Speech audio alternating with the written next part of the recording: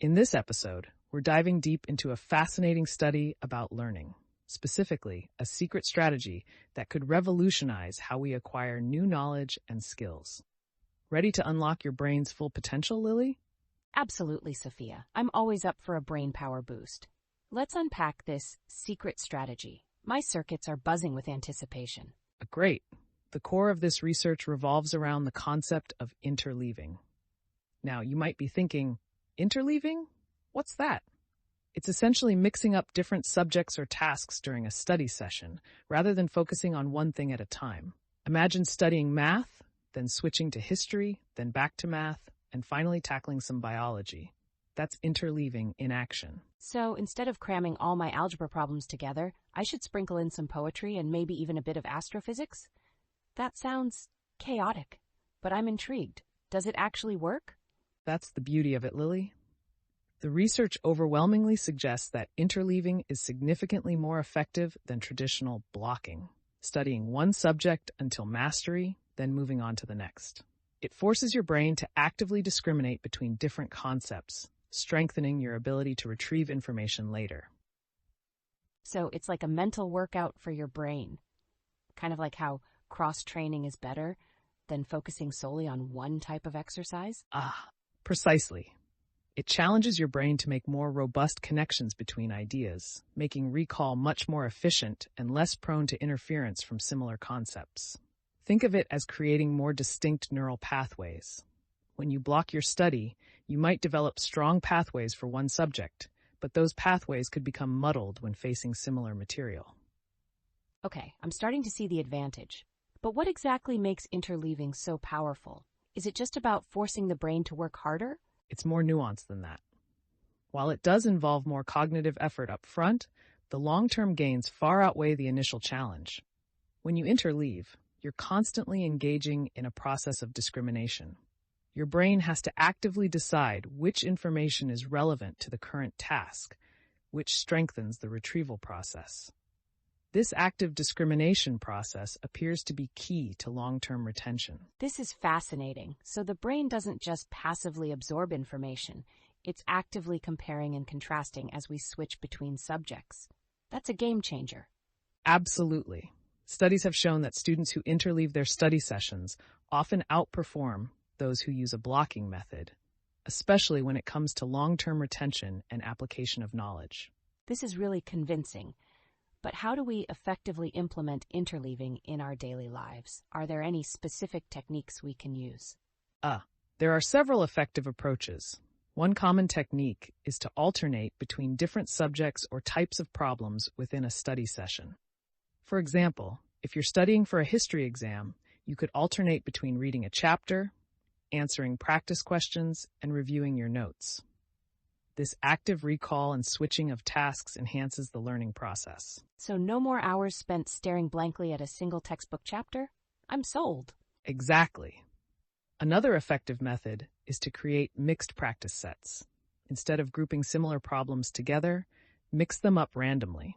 This forces your brain to actively differentiate between various problem types, improving your ability to recall and apply the right solution when faced with similar problems in the future. That's smart.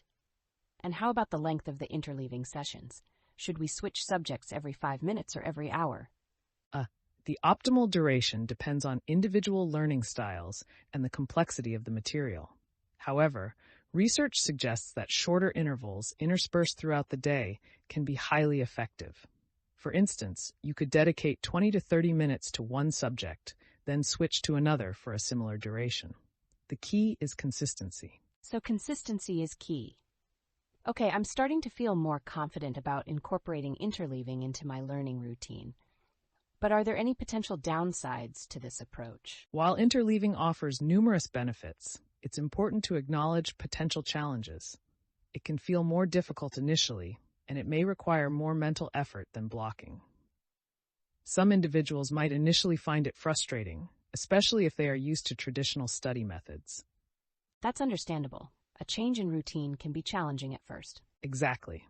However, the key is to be patient with yourself and to gradually increase the duration and complexity of your interleaving sessions.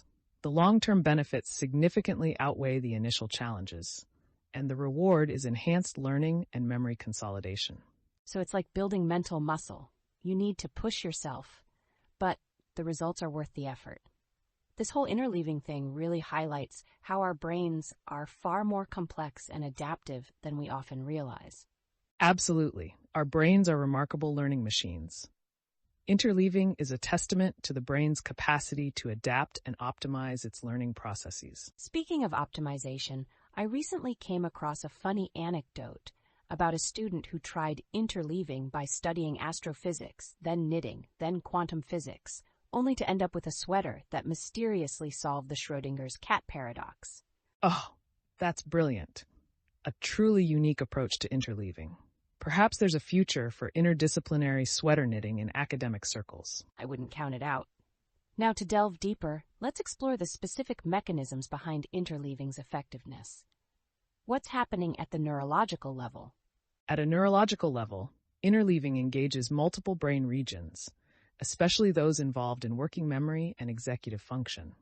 The process requires your brain to actively switch between different cognitive tasks, which strengthens these crucial cognitive abilities. Think of it as a workout for your brain's executive control center. It's like constantly engaging different muscle groups in your brain. Makes perfect sense. Precisely. This increased brain activity is believed to lead to more robust memory traces, making it easier to retrieve and apply information in the future. The act of actively comparing and contrasting different subjects strengthens the connections between different parts of your brain, leading to more efficient information processing. So it's not just about memorization, it's about building a flexible and adaptable cognitive architecture. Exactly. Interleaving fosters deeper understanding and enhances the ability to transfer knowledge from one context to another, a skill crucial for problem solving and innovation. It's not just about learning facts. It's about developing the cognitive agility to apply that knowledge creatively. I'm really excited to incorporate interleaving into my learning routine. This is a strategy that seems deceptively simple but has profound implications for learning and cognitive development. Indeed, it's a testament to the power of simple yet effective learning strategies. Remember, consistency is key. Start small, be patient with yourself, and gradually increase the challenge as you feel more comfortable. So no more marathon study sessions focused on just one subject. Instead, let's embrace the mental workout of interleaving. Precisely. Embrace the chaos, embrace the mental agility, and embrace the enhanced learning potential that interleaving offers. Now, before we wrap up, a quick reminder. Interleaving isn't a magic bullet. It's a powerful strategy, but effective learning also requires sufficient focus, active recall, and thoughtful review. Absolutely. Interleaving is a powerful tool in your learning arsenal, but it's most effective when combined with other proven learning techniques. Think of it as one piece of the puzzle, not the entire solution. Perfect analogy. And to end with a bit of humor, I once heard a professor say that the best way to learn is to teach someone else. So maybe we should start a side gig teaching people about this secret learning strategy. I'm game. We could call it Interleaving 101, Unlock Your Brain's Potential, and offer personalized training sessions. Think of the potential revenue streams. The revenue streams are one thing, but imagine the impact we could have on people's lives, improving their learning abilities and ultimately fostering a more informed and engaged society. Absolutely. That's what truly matters. So listeners, we hope this episode has inspired you to explore the power of interleaving and enhance your learning journey.